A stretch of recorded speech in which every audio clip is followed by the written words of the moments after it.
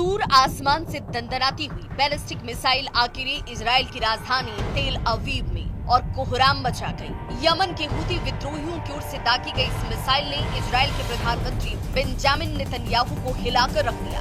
पिछले कुछ समय से इजराइल के खिलाफ मोर्चा खोलने वाले हूती विद्रोहियों ने इजराइल पर बैलिस्टिक मिसाइलें दागनी शुरू कर दी, पर बीते 4 दिनों में उनकी ओर से किए गए ताबड़तोड़ 3 हमले ने इजराइल में दहशत फैला रखी है। हूती विद्रोहियों की ओर से एक के बाद एक हो रहे हमलों से इजराइल की राजधानी तेल अवीव में बार बार सायरन बज रहे हैं और चारों ओर अफरा तफरी मच रही है।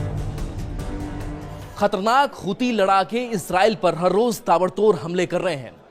मिसाइल हमले से यरूशलेम के दक्षिणी पश्चिमी तट की बस्तियों और डेड सी के पास के इलाकों में लगातार सायरन बज रहे हैं।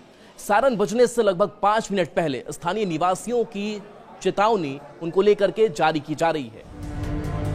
हूती लड़ाकों के ताबड़तोड़ हमलों से बचाव के लिए इजरायली नागरिकों को उनके फोन पर पुश नोटिफिकेशन के जरिए लंबी दूरी की मिसाइल हमले के बारे में सचेत किया जा रहा है। गनीमत रही कि हमले में किसी के घायल होने या नुकसान की कोई रिपोर्ट नहीं मिली। यमन से दागी गई बैलिस्टिक मिसाइल का एक हिस्सा पश्चिमी तट के दक्षिण हेब्रोन हिल्स क्षेत्र में जरूर गिरा। इजरायली अफसरों के मुताबिक 4 दिनों में ये तीसरा हमला था, जबकि बीते एक हफ्ते में अंसारुल्लाह की ओर से 5 मिसाइल हमले किए जा चुके हैं। ये पहली बार नहीं है जब इजराइल पर हूती विद्रोहियों ने हवाई हमले किए। इससे पहले भी हूती विद्रोही इजराइल के तेल अवीव क्षेत्र में 3 बैलिस्टिक मिसाइल को दाग चुके हैं। इसमें से एक मिसाइल बेन गुरियन अंतर्राष्ट्रीय हवाई अड्डे के पास गिरा।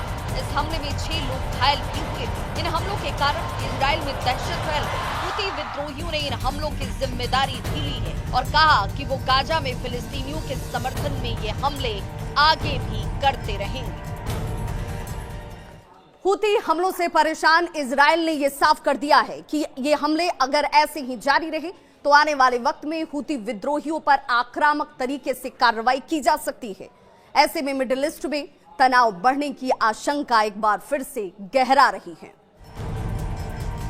साल 2023 में जब इजराइल और हमास की जंग शुरू हुई, तब से हूती विद्रोही इजराइल और इजराइल के समर्थक देशों को निशाना बना रहे हैं। लाल सागर से लेकर अदन की खाड़ी में पश्चिमी देशों के मालवाहक जहाजों पर ताबड़तोड़ हमले किए जा रहे हैं।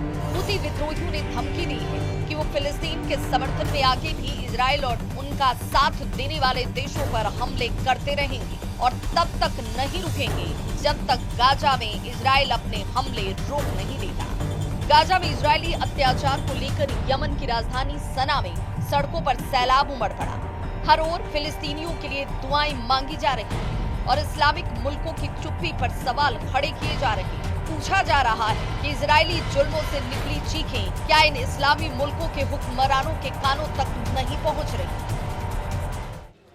यमन की राजधानी सना में लाखों लोगों की रैली निकाली गई। इन रैलियों ने यह साफ कर दिया है कि यमन के लोग गाजा और फिलिस्तीनी जनता के समर्थन में न सिर्फ एकजुट हैं, बल्कि पूरी ताकत के साथ खड़े हैं।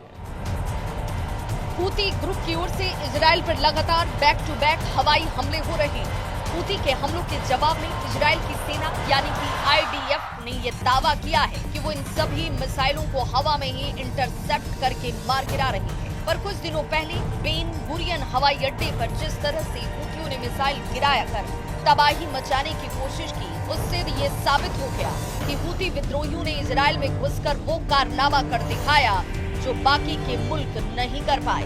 हूती विद्रोही लगातार इजरायलियों को धमकी दे रहे हैं कि वो गाजा के लिए संघर्ष जारी रखेंगे और आने वाले दिनों में इजराइल पर अपने हमले और तेज करेंगे।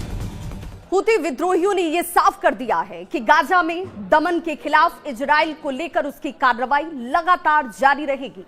ऐसे में यह आशंका अब तेज हो गई है कि आने वाले वक्त में इजराइल के खिलाफ ये जवाबी कार्रवाई और हमले और तेज होंगे।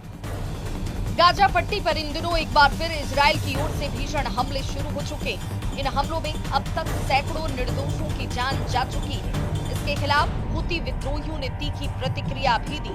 यमन के अंसारुल्लाह आंदोलन के नेता अब्दुल मलिक अल हौदी ने इजरायली हमलों के खिलाफ चुप्पी साधे बैठे मुस्लिम देशों की तीखी आलोचना की और कहा कि अंसारुल्लाह आंदोलन गाजा के लोगों के साथ खड़ी है और फिलिस्तीन की मुक्ति तक उनका समर्थन जारी रहेगा। यमन की सेना इजराइल के खिलाफ किसी भी तरह की कार्रवाई के लिए पूरी तरह से तैयार है और फिलिस्तीनियों के समर्थन में अपनी सैन्य कार्रवाई को जारी रखेगी। ये बयान उस वक्त आया जब कई मुस्लिम देश या तो शांत थे या इजराइल के साथ अपने संबंध मजबूत करने की कोशिश में जुटे।